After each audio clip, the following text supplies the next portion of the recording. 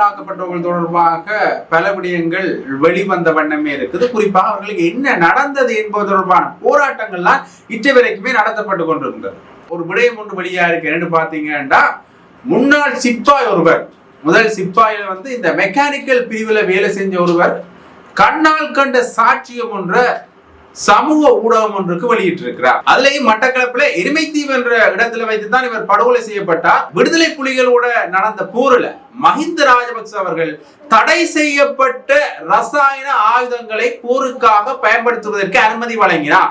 ராணுவ பாதுகாப்பு நீக்கப்பட்டது நாட்டின் பாதுகாப்புக்கு அச்சுறுத்தலாக அமைந்திருக்கு. ஆகவே பாதுகாப்பு அதிகாரிகள் இன்னுமே விழிப்பாக இருக்கணும். ஏண்டா குறிப்பா அவர் சொல்கின்ற பொழுது வடக்கு கிழக்கு மென்ஷன் பண்ணி சொல்றார். கடந்த ஒரு சில வருடங்களாக கட்சியினுடைய தலைவராக இருந்த மாவை சேனாதிராஜா அவர்கள் எந்த ஒரு விடயத்துக்கும் உரிய நேரத்திலே நடவடிக்கை எடுக்காமல் கட்சி தீர்மானங்களுக்கு ஒரு வலுவில்லாத வகையாக கட்சி தீர்மானங்களை அவரே மீறி கட்சிக்குள்ளே ஒரு கட்டுப்பாடு இல்லாத வகையாக இந்த 4 வருடங்களாக இந்த கட்சியை கொண்டு சென்றபடியினால்தான் கட்சிக்குள்ளே குழப்பம் இருக்கிறது போல தெரிகின்றது.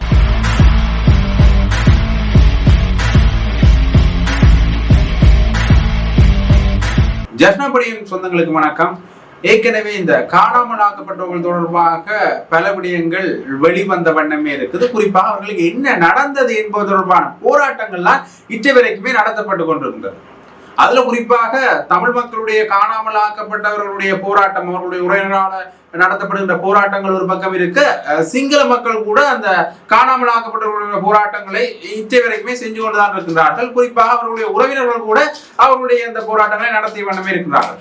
இதுலயும் பிரகலித் எக்னனியோட ஊடகவியலாளரான பிரகலித் எக்னனியோட சம்பந்தமான ஒரு விடயம் கூட இற்றை வரைக்குமே வரையில். அவருக்கு என்ன நடந்தது, உண்மையிலேயே அவர் கொலை செய்யப்பட்டாரா அல்லது காணாமலாக்கப்பட்டாரா, காணாமலாக்கப்பட்டார் இப்ப எங்க இருக்கிறார், அவருடைய நிலைமை என்ன என்பது தொடர்பாக இற்றை வரைக்குமே எந்த விதமான நம்பகமான தகவல் கூட வெளியாகவில்லை. ஆனால் இப்பொழுது அவர் தொடர்பான ஒரு விடயம் ஒன்று வெளியா இருக்கு. என்னன்னு பாத்தீங்கன்னா, முன்னாள் சிப்பாய் ஒருவர், முதல் சிப்பாயில இந்த மெக்கானிக்கல் பிரிவுல வேலை செஞ்ச ஒருவர் கண்ணால் கண்ட சாட்சியம் ஒன்ற சமூக ஊடகம் ஒன்றுக்கு வெளியிட்டிருக்கிறார். அதாவது பிரபல சிங்கள சமூக ஊடகம் யூடியூப் காணொலி ஒன்றுல அவர் தன்னுடைய அந்த முழு தகவல்களையும் சொல்லியிருக்கிறார். உண்மையிலேயே அந்த குழுவில் இவர் இருந்ததாகவும், கூட படுகொலை செய்யப்பட்ட குழுவில் இவர் இருந்ததாகவும், ஆனால் தனக்கு இவர் ஒரு ஊடகவியலாளர் என்றோ அல்லது எக்லினிகோட ஒன்றோ தனக்கு தெரியாது என்று அவர் குறிப்பிட்டிருக்கிறார். அதுலயும் மட்டக்களப்பில் எருமைத்தீவு என்ற இடத்துல வைத்துதான் இவர் படுகொலை செய்யப்பட்டார். முன்னர் இவர் படுகொலை செய்யப்பட்ட பின்னர் புதைக்கப்பட்டார் என்கிற கருத்தையும் அவர் சொல்லியிருக்கிறார். குறிப்பிட்ட இடத்துக்கு அவர் கொண்டு செல்லப்பட்டு அவருக்கு 3 முறை துப்பாக்கி சூடு நடத்தப்பட்டு, அவர் தலையில துப்பாக்கி சூடு நடத்தப்பட்டு அவர் இறந்துட்டார். இறந்த பிறகு அந்த குறிப்பிட்ட உயரதிகாரியோட இவர் தொடர்பு கேட்ட போது அதாவது அவர் இவருக்கு தெரிவிச்சிருக்கிறார், உயரதிகாரி இது ஒரு செயலாளர் என்ற நிபந்தனையின் பேர்ல தான் நடக்குது என்கிற கருத்தையும் அவர் தெரிவிச்சிருக்கிறார். பின்னர் இந்த சுட்ட அந்த நபர், அதாவது கொலை செய்த நபர் கூட ஒரு மர்மமான முறையில ஒரு விபத்துல இறந்திருக்கிறார். அதாவது அதுவும் ஒரு கொலைதான் என்று இவர் அந்த சிப்பாய் அவர்கள் சொல்லியிருக்கு. உண்மையிலேயே இவர் கொலை செய்த அந்த நபர் கூட பின்னர் விபத்தொன்றின் மூலம் கொலை செய்யப்பட்டிருக்கிறார். அவரும் திட்டமிட்டு தான் கொலை செய்யப்பட்டார். அதாவது கொலை செய்த நபர் கூட திட்டமிட்ட கொலை செய்யப்பட்டார் என்று இந்த சிப்பாய் அவர்கள் கூறியிருக்கிறார். உண்மையிலேயே இந்த எக்லினிகோட காணாமலாக்கப்படுதல் தொடர்பாக நாங்க பார்க்கின்ற பொழுது அவர் ஏன் காணாமல் போனார் என்றால், அவருக்கு ஏற்கனவே இந்த விடுதலை புலிகளோட நடந்த போரில் மஹிந்த ராஜபக்ச அவர்கள் தடை செய்யப்பட்ட ரசாயன ஆயுதங்களை போருக்காக பயன்படுத்துவதற்கு அனுமதி வழங்கினார். மஹிந்த ராஜபக்சனுடைய காலத்தில் இது நடந்திருக்கு. ஆகவே அவருடைய ஆட்சியில இந்த அனுமதி வழங்கப்பட்டிருக்கின்றது என்கின்ற ஒரு தகவலை வெளிக்கொண்டதன் காரணமாகத்தான் இவர் காணாமலாக்கப்பட்டார். ஆகவே எக்லினி கூட காணாமலாக்கப்படுதல் தொடர்பான விடயமும் இந்த விடுதலை புலிகள் அமைப்போடு சார்ந்த ஒரு விடயமாகத்தான் கருதப்படுகின்றது. ஆகவே இது தொடர்பாக இற்றை வரைக்குமே எந்த ஒரு தகவலும் பெறையில. இந்த ஒரு தகவல் வந்தது உண்மையிலேயே ஒரு மிகப்பெரிய மாற்றத்தை இந்த வழக்கில் ஏற்படுத்தியிருக்கு. இந்த விசாரணைகளை மிகப்பெரிய மாற்றத்தை ஏற்படுத்தியிருக்கு. உண்மையிலேயே குற்றப்புலனாய்வு திணைக்களம் இது தொடர்பாக ஆராய்ச்சி என்ன நிலைப்பாடு எடுக்க போகுதுன்றதையும் பொறுத்திருந்தான் பார்க்கணும். இந்த அரசு, அதாவது இந்த அரசு ஆட்சிக்கு வரைக்கே சொன்ன முக்கியமான விடயத்துல இதுவும் ஒன்று. இந்த நாட்டுல ஊழல் எதுவும் நடக்காது. உண்மையிலேயே இந்த குற்றங்கள் சம்பந்தமான விசாரணைகளும் உடனடியாக நடத்தப்படும் என்று அவர் சொல்லியிருந்தார்கள். ஆகவே இது தொடர்பாக என்ன நடவடிக்கை எடுக்க போயிடும் என்பதை நாங்கள் பொறுத்திருந்தான் பார்ப்போம். அடுத்ததாக இன்னொரு முக்கியமான விடயத்தை நாங்கள் பார்ப்போம் என்று பார்த்தீங்கன்னா, புத்த சாசன அமைச்சர் ஒரு முக்கியமான விடயத்தை சொல்லியிருக்காரு என்று பார்த்தீங்கன்னா, இந்த முன்னைய அரசாங்கங்களை போன்று நாங்கள் இந்த சட்டவிரோதமாக எந்த ஒரு மதத்தலங்களையும் அமைக்க மாட்டோம். முன்னர் இருந்த அரசாங்கம் சட்டவிரோதமாக மதத்தலங்களை அமைச்சது என்றதையும் உறுதியாக சொல்லி இருக்கிறேன். அது மட்டுமில்லாமல் அப்படி அமைச்சது மிகப்பெரிய விடயம் இல்லை. ஆனால் அதனால இனக்கலவரங்கள் ஏற்படுத்துவதற்கும் அந்த மதத்தலங்கள் காரணமாக அமைஞ்சிருக்கின்றன. எங்கட ஆட்சியில இப்படியான எந்த ஒரு நடவடிக்கையும் மேற்கொள்ளப்பட மாட்டாது என்கின்ற பொருள்ல அவர் சொல்லியிருக்கிறார். ஆக அவர் சொல்கின்ற பொழுது இந்த விடயத்தை தான் சொல்றாரு. என்ன பாத்தீங்கன்னா, இனி வரும் காலங்கள்ல எங்கட ஆட்சியில சட்டவிரோதமாக எந்த ஒரு மதத்தலங்களும் ஏற்படுத்தப்பட மாட்டாது. அப்படி சட்டவிரோதமான மதத்தலங்களால் தான் இனப்பிரச்சனை உருவாகினது. ஆகவே நாங்கள் இனப்பிரச்சனைக்கு எதிரானவர்கள், அதாவது இந்த இனவாத கருத்துக்களுக்கு எதிரானவர்கள். ஆகவே நாங்கள் இந்த விடயங்களை செய்ய மாட்டோம் என்ற கருத்தியலை அவர் சொல்லியிருக்கார். ஆனா இதுல ஒரு கேள்வி ஒன்றுள்ளது என்று பாத்தீங்கன்னா, ஏற்கனவே இந்த சட்டவிரோதமான முறையில் அமைக்கப்பட்ட விகாரைகளுக்கு என்ன முடிவு? உங்களுக்கு தெரியும், பாராளுமன்ற உறுப்பினர் கஜேந்திரகுமார் அவர்கள் கூட அண்மையில் ஒரு அறிக்கை ஒன்றை வெளியிட்டிருந்தார்.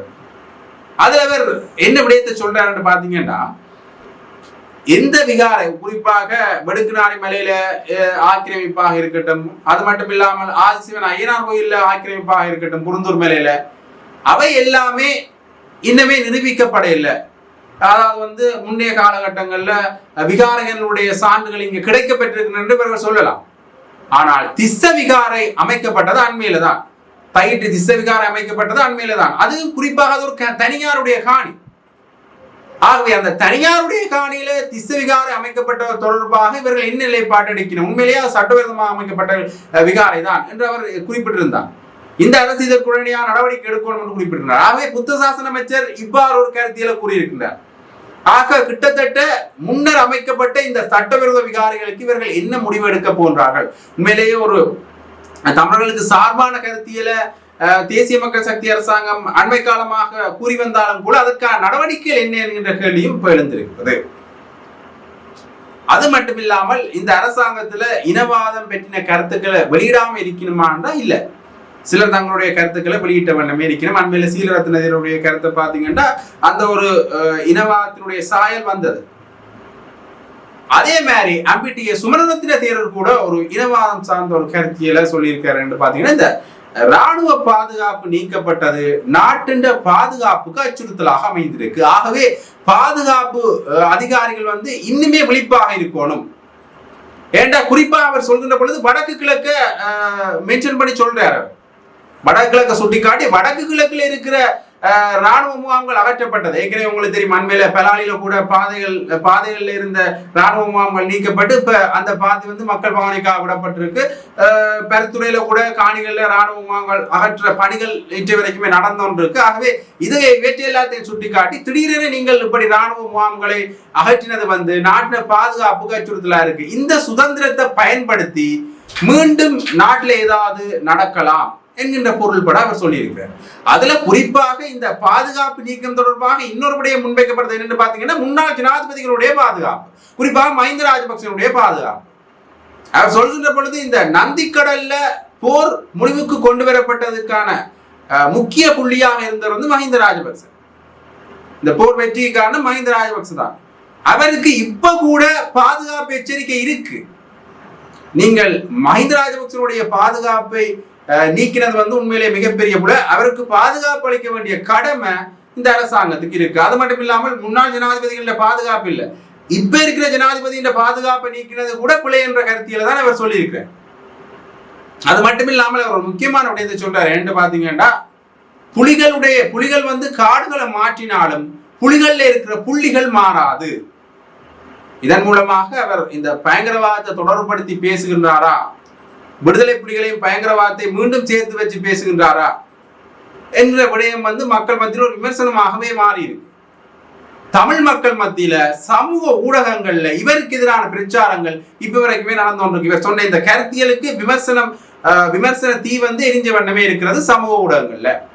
ஆகவே இந்த விதமான இனவாத கருத்துக்களை, உண்மையிலேயே இனவாத கருத்துக்கள் தேசிய மக்கள் சக்தியில குறைந்திருந்தாலும் கூட மறைமுகமான விதத்துல இப்படியும் இனவாத கருத்துக்கள் சொல்லிக் கொண்டுதான் என்றால், குறிப்பாக இந்த சில தேரர்கள் வந்து இந்த இனவாத கருத்தை மையப்படுத்தி சொன்னது வந்து மக்கள் மத்தியில் ஒரு விசனத்தை ஏற்படுத்தி இருக்கு. இதற்கு தேசிய மக்கள் சக்தி என்ன நடவடிக்கை எடுக்க போது, அது மட்டும் இல்லாமல் இந்த விதமான பார்வை, இந்த மறைமுகமான இனவாத பார்வையை தேசிய மக்கள் சக்தி எப்படி பார்க்க போதுன்றதையும் நாங்கள் பொறுத்திருந்தான் பார்க்கணும். அடுத்ததாக இந்த தேசிய மக்கள் சக்தி மேல முன்வைக்கப்படுற இன்னொரு விமர்சனம் என்னன்னு பாத்தீங்கன்னா, இந்த பொருட்களுடைய விலை அதிகரிப்பு, குறிப்பாக இந்த அரிசியினுடைய விலை அதிகரிப்பு மற்றும் அரிசி தட்டுப்பாடு, தேங்காயினுடைய விலை அதிகரிப்பும் தேங்காய் தட்டுப்பாடும் அண்மை காலமாக ஒரு பேசு பொருளான விடயமாக இருக்கு. அது தொடர்பாக ரணில் விக்ரமசிங்கவுடைய ஆதரவாளர் வஜிர அபிவர்த்தன, முன்னாள் அமைச்சர் வஜிர அபிவர்த்தன ஒரு கருத்தியலை சொல்லியிருக்காரு. பாத்தீங்கன்னா, இப்ப நாடு அதல பாதாளத்துக்கு இப்ப போய்கொண்டிருக்கு. ஆனால் ரணில் விக்ரமசிங்க மீண்டும் இதை தூக்கி நிறுத்துவதற்காக வருவதற்கு தயாராக இருக்கின்றார். ஆகவே இந்த அரசாங்கம் வந்து ஒரு அனுபவமற்ற அரசாங்கம். இந்த அரசாங்கத்தால பல விடயங்களை செய்ய முடியாமல் ஒரு நெருக்கடிக்குள்ள சிக்கி இருக்கின்றார்கள். ஆகவே இதை மீண்டும் சரி செய்ய வேண்டும்னா ரணில் விக்ரமசிங்க தேவை. ஆகவே அவர் வருவதற்கு தயாராக இருக்கின்றார் என்கின்ற பொருள்பட அவர் கழிச்சிருக்கின்றார். ஆகவே முன்னே காலகட்டங்களில் நடந்த ஒரு பாணியை வச்சோண்டு இவர் இன்னும் நடக்கலாம் என்கின்ற ஒரு அதே மாதிரி தான் நடக்கலாம். ஏற்கனவே தெரியும் உங்களுக்கு, இந்த தேசிய பட்டியலோடாக ரணில் விக்ரமசிங்க அவர்கள் வந்து நாட்டில் ஒரு மாற்றத்தை ஏற்படுத்த போறார், பொருளாதார மாற்றத்தை ஏற்படுத்த போறார் என்ற ஒரு விடயம் வந்து கூறப்பட்டது. ஆகவே அப்படித்தான் இனியும் நடக்கும் என்கின்ற ஒரு பார்வையில் இவர் சொன்னாரா என்கின்ற கருத்தியலும் இவருடைய கருத்துக்களுக்காக வைக்கப்படுகின்றது சமூக வலைத்தளங்கள்ல. ஆகவே இப்படியாக ரணில் விக்ரமசிங்கவுடைய கருத்தியல் காணப்படுற அதே நேரத்தில் முன்னாள் ஆட்சியாளர், குறிப்பாக இந்த ரணில் விக்ரமசிங்கோட ஆட்சியில கூட பல தவறுகள் நடந்திருக்கின்றது என்கின்ற விமர்சனம் முன்வைக்கப்படுகின்றது. குறிப்பாக இந்த மின்சார வாகனங்கள் இறக்குமதி தொடர்பாக 2022 ஆண்டு ஒரு அனுமதி ஒன்று கொடுக்கப்பட்டது. இந்த புலம்பெயர் தேசத்தில் இருக்கிறார்கள் இந்த மின்சார வாகனங்களை இறக்குமதி செய்யலாம் என்று. அந்த அனுமதி தொடர்பாக பல அனுமதி பத்திரங்கள், 1000க்கும் மேற்பட்ட அனுமதி பத்திரங்கள் பெறப்பட்டு அதுல பல நிராகரிக்கப்பட்டன. அப்படி பல அனுமதி பத்திரங்கள் பெறப்பட்டாலும் கூட அந்த அனுமதி பத்திரங்களுக்கு அளவான வாகனங்கள் வந்து போக்குவரத்து திணைக்களத்துல பதிவு செய்யப்பட்டிருக்காண்டா இல்ல. ஆகவே இதிலேயும் ஒரு ஊழல் பேர் வழி நடந்திருக்கிறது என்கின்ற ஒரு கருத்து வந்து தேசிய மக்கள் சக்தியால் முன்வைக்கப்பட்டிருக்கிறது. குறிப்பாக இது வந்து கணக்காய்வு திணைக்களத்தால குறிப்பிடப்பட்ட அறிக்கையிலேயே இது குறிப்பிடப்பட்டிருக்கு. அதுலேயும் 1384 மில்லியன் ரூபாய் நட்டம் இந்த மின்சார வாகன இறக்குமதியால் நாட்டுக்கு ஏற்பட்டிருக்கின்றது. ஆகவே இது முன்னே அரசாங்கத்தில் தான் நடந்தது. ஆகவே இதற்கு இந்த தேசிய மக்கள் சக்தி அரசாங்கம் அந்த இறக்குமதியாளர்களுடைய அல்லது அந்த ஆட்சியில் இருந்தார்களுடைய குறிப்பிட்ட அதிகாரிகள் மேலேயோ என்ன நடவடிக்கை எடுக்க போகுது என்பதும் ஒரு கேள்வியாகவே அமைந்திருக்கின்றது. இப்படியாக தென்னிலங்கை அரசியல் ஒரு பக்கம் போய்கொண்டிருக்கிற அதே நேரத்தில் தமிழரசு கட்சியில ஏற்கனவே இந்த தலைவர் பதவி தொடர்பாக பல விமர்சனங்கள் முன்வைக்கப்படுகின்றது. அது மட்டுமில்லாமல் முன்னைய தலைவர் மாவை சேனாதிராஜா தொடர்பாகவும் விமர்சனங்கள் முன்வைக்கப்படுகின்றது. அதிலேயும் குறிப்பாக இவர்கள் அண்மையில கூட்டின மத்திய குழு கூட்டத்தில் எடுக்கப்பட்ட முடிவுகள் அது தொடர்பாகவும் விமர்சனங்கள் முன்வைக்கப்பட்ட வண்ணமே இருக்கின்றது. அதுலேயும் சாணக்கியன் அவர்கள் அண்மையில் ஒரு ஊடக சந்திப்புல ஒரு முக்கியமான விடயத்தை சொல்லியிருக்காரு. பார்த்தீங்கன்னா, மாவை சேனாதிராஜா அவர்கள் இங்க இருந்து சில முடிவுகள் எடுத்ததன் காரணமாகத்தான் இந்த கட்சி இந்த நிலைமைக்கு போனது. மக்கள் மத்தியில தமிழரசு கட்சிக்குரிய அவப்பேர் வந்ததுக்கு முக்கிய காரணம் மாவை சேனாதிராஜா. உண்மையிலேயே இந்த கட்சி ஒரு பவள விழாவை கொண்டாடுவதற்கு தயாராக இருக்கின்ற ஒரு கட்சி, பழம்பெரும் கட்சி, மிகப்பெரிய பெருமையை கொண்ட கட்சி. ஆனால் இந்த தமிழரசு கட்சி இப்படி ஒரு அவப்பேரை பெற்றதற்கு கட்சி காரணம் இல்ல. கட்சியில இப்ப எந்த குழப்பங்களும் இல்லை. காரணம் கட்சியில இருந்தவர்களால் தான் இங்க குழப்பம் என்கின்ற ஒரு கருத்தியலையும் சொல்லியிருக்கிறார். அவர் ஊடக சந்திப்பு வச்சு இந்த விடயங்களை சொல்லியிருக்கிறார். அந்த காணொலியை இதோட நினைக்கிறது பார்த்து. தமிழரசு கட்சிக்குள்ள தொடர்ந்து குழப்பம் இல்லை. இது ஊடகத்திலே தவறுதலாக ஒரு சில கோமாளிகள் இருக்கிறாங்க. கோமாளி நிகழ்ச்சிகளை ஊடகத்திலே நடத்துகிற கோமாளிகள் இருக்கிறாங்க. அதாவது தாங்கள் நினைக்கிற விடயங்களை ஊடகத்திலே சொல்ல விரும்பினால் யாரையாவது அழைத்து பேட்டி எடுக்கிறது. அவர்கள் யாரென்று பார்த்தால் அவர்களுக்கு கட்சி பதவி நிலையிலே எந்த ஒரு உருப்படியான பதவியும் இல்லாதவர்கள், கட்சி சம்பந்தப்பட்ட எந்த ஒரு கருத்தும் தெரிவிக்க முடியாதவர்கள். ஆனால் ஒரு சில கோமாளி ஊடகங்கள், ஒரு சில கோமாளிகளை வைத்துக்கொண்டு ஒரு சில கோமாளி ஊடகவியலாளர்கள் தமிழரசு கட்சிக்குள்ளே குழப்பம் இருக்கிறது போல் காட்டுவதற்கு இந்த யூடியூபை வைத்துக்கொண்டு, சோஷியல் மீடியா வைத்துக்கொண்டு பல செய்திகளை, போலியான செய்திகளை வெளிவிடுவதுதான் கட்சிக்குள்ளே தொடர்ந்து குழப்பம் இருக்கிறது போல தெரிகின்றதுக்கான காரணம். இலங்கை தமிழரசு கட்சியை பொறுத்தளவிலே இலங்கை தமிழரசு கட்சி இந்த நாட்டிலே இனி எதிர்வரும் ஒரு சில வாரங்களுக்குள்ளே ஒரு மாதத்துக்குள்ளே 75வது பவள விழாவை கொண்டாடும் அளவுக்கு ஒரு பழமை வாய்ந்த கட்சி. அந்த பவள விழாவை நடத்துவத பொறுப்பும் மட்டக்களப்பு மாவட்டத்துக்கு தரப்பட்டிருக்கு. அந்த பொறுப்பை நாங்கள் மட்டக்களப்பு மாவட்டங்களை முன்னின்று மிக சிறப்பாக நாங்கள் செய்வதற்கு நாங்கள் எத்தனிக்கிறோம். அந்த வகையிலே 75 வருடங்களாக இருக்கிற ஒரு கட்சிக்கென்று சொல்லி சில கோட்பாடுகள், கட்சிக்கென்று சில கட்டுப்பாடுகள், கட்சிக்கென்று சொல்லி சில முறைகள் நிச்சயமாக இருக்கிற ஒரு கட்சி. கடந்த ஒரு சில வருடங்களாக கட்சியினுடைய தலைவராக இருந்த மாவை சேனாதிராஜா அவர்கள் எந்த ஒரு விடயத்துக்கும் உரிய நேரத்திலே நடவடிக்கை எடுக்காமல் கட்சி தீர்மானங்களுக்கு ஒரு வலுவில்லாத வகையாக கட்சி தீர்மானங்களை அவரே மீறி கட்சிக்குள்ளே ஒரு கட்டுப்பாடு இல்லாத வகையாக இந்த 4 வருடங்களாக இந்த கட்சியை கொண்டு சென்றபடியினால்தான் கட்சிக்குள்ளே குழப்பம் இருக்கிறது போல தெரிந்தது.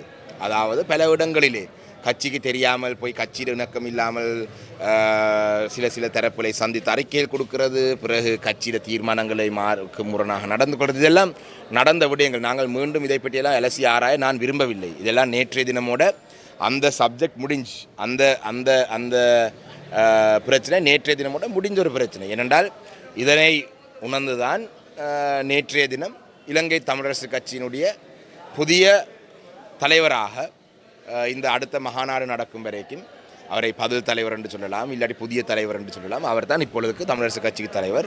கட்சியினுடைய ஒரு சிரேஷ்ட உறுப்பினர் CVK சிவஞானம் ஐயா அவர்களை நேற்றைய தினம் மத்திய குழுவால் அவர்தான் கட்சியை இனி தொடர்ந்து அடுத்த மகாநாடு வரைக்கும் வழிநடத்த வேண்டும் என்று அவருக்கான அந்த அங்கீகாரம் வழங்கியிருக்கு. அப்போ இது குழப்பமான செயல்பாடு இல்லை, இது குழப்பம் இல்லாமல் செய்கிற செயல்பாடு. அதனை போல தான் நேரடியாக கட்சி யாப்பின்படி கட்சியினுடைய விதிகளை, கட்சியினுடைய ஒழுங்குகளை மீறி கட்சிக்கு எதிராக செயல்பட்டவர்களை நீக்குவதற்கான யாப்பிலிடம் இருக்குது. அப்போ ஜனாதிபதி தேர்தலிலே கட்சி தீர்மானத்துக்கு மாறாக கட்சியை, தமிழரசு கட்சியை அழிக்க வேண்டும், உடைக்க வேண்டும், சிதைக்க வேண்டும் என்று நினைத்தவர்களுடன் இணைந்து கட்சிக்கு மாறாக, கட்சிக்கு முரணாக நடந்து கொண்ட பொது வேட்பாளராக களமிறங்கிய அரியநேந்திரன் அவர்களை கட்சியிலிருந்து நேற்றைய தினம் நீக்கியிருக்கு. இது ஒரு குழப்பம் என்று யாரும் சொல்ல முடியாது. இது கட்சியை சுத்தப்படுத்துகிற ஒரு செயல்பாடாகத்தான் பார்க்கணும். கட்சியினுடைய நேற்றைய தினம் வைத்தியர் சிவமோகன் அவர்கள் பாராளுமன்ற தேர்தல் நடந்த பொழுது கட்சியினுடைய வேட்பாளருக்கு எதிராக பல போலியான குற்றச்சாட்டுகளை முன்வைத்து வன்னி மாவட்டத்தில் எங்களுடைய கட்சிக்கு பின்னடைவு வரக்கூடிய வகையாக செயல்பட்டவர். அதனைத் தொடர்ந்து பல வேறு முறைப்பாடுகளும் அவரை பற்றி வந்தது. அதை பற்றியெல்லாம் ஊடகத்திலே நான் சொல்கிறது பொருத்தமில்லை. அந்த முறைப்பாடுகளையும் வைத்து அதுகள் விசாரிக்கும் வரைக்கும் அவரை இடைநிறுத்தி இருக்கு. இதில் என்ன குழப்பம் இருக்குது? ஒரு கட்சியினுடைய வளர்ச்சிக்கு முரணாக, இல்லாட்டி கட்சியினுடைய வளர்ச்சிக்கு எதிராக, கட்சியை அழிவு பாதையிலே கொண்டு செல்லும் நடவடிக்கைகளை ஈடுபடுற ஒருவரை விசாரணை செய்ய வேண்டும்.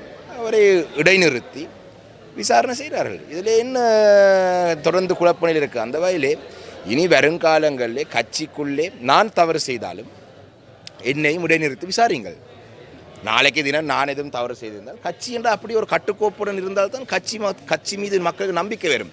நேற்றைய தினம் இந்த செய்த செயல்பாட்டின் ஊடாக நான் நினைக்கிறேன், நான் இந்த ஆரம்பத்தில் சொன்னது போல ஊடகங்களுக்கு கட்சியை பற்றி சில ஊடகவியலாளருடைய தேவைக்காக கருத்து தெரிவிக்கிறவருக்கும் நேற்றைய தினத்துக்கு பிறகு இந்த விடயங்களை செய்வதற்கு முதல் யோசிப்பார்கள். இது நடக்க வேணும். நேற்றைய தினம் நேரடியாக ஜனாதிபதி தேர்தலிலே கட்சி தீர்மானத்துக்கு மாறாக செயல்பட்டவரை வேறு கட்சியிலே ஒரு எஜெண்டாவிலே போய் தேர்தல் கேட்டவரை உடனடியாக நீக்கியிருக்கு. ஆனால் தேர்தலிலே, ஜனாதிபதி தேர்தலையும் சரி, பாராளுமன்ற தேர்தலும் சரி, கட்சிக்கு எதிராக கட்சி தீர்மானத்துக்கு மாறாக நடந்து கொண்ட ஏனையவர்களுக்கும் விசாரணைகள் ஆரம்பிக்கப்பட்டிருக்கு. நேற்றைய தினம் கூட அது சொல்லப்பட்டது. அது யாரென்று பார்க்காமல், அது பாராளுமன்ற உறுப்பினரா, கட்சியினுடைய தலைவரா, செயலாளரா, பொருளாளரா, துணைத் தலைவரா, கட்சியினுடைய வட்டாரக்கலை உறுப்பினரா, தலைவரா, செயலாளரான் இல்லை, கட்சி தீர்மானத்துக்கு மாறாக செயல்பட்ட அனைவருக்கும் விசாரணைகள், நான் என்னுடைய மத்திய குழுவிலே இருந்த ரஞ்சினி அக்கா இருக்கிற விசாரணைகள் ஆரம்பிக்கப்பட்டு சரியான தீர்மானங்கள் எடுக்கப்படும். இதுதான் நேற்றைய தினம் நடந்தது. தயவு செய்து தமிழரசு கட்சிக்குள்ளே தொடர்ந்து குழப்பம் என்ற மனநிலையில இருந்து வெளியில் வந்து தமிழரசு கட்சி சரியான பாதையிலே போகுது என்ற கேள்விகளை இனி வரும் காலங்களிலே கேட்குமாறு ஊடகவியலாளரிடம் நான் கேட்டுக்கொள்ள விரும்புகிறேன். ஐயோ,